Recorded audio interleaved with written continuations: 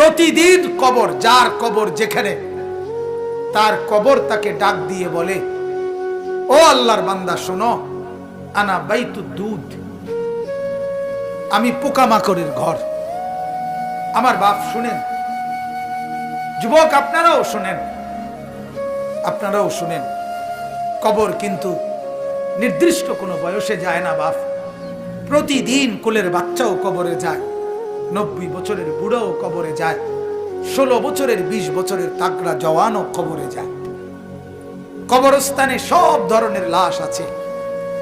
এজন্য কবর ডেকে বলে, ও আল্লাহর বান্দা, আমি পোকামাকড়ের ঘর। সেই ব্যক্তি যে একটা মশারি ছাড়া, একটা সামান্য মশার কামড় সহ্য করতে পারো না, একটা মশা কানের কাছ দিয়ে গেলে তোমার ঘুম ভাঙ্গা যায়, মশারি টাঙ্গাও, কয়েল জ্বালাও, অ্যারোসল লাগাও,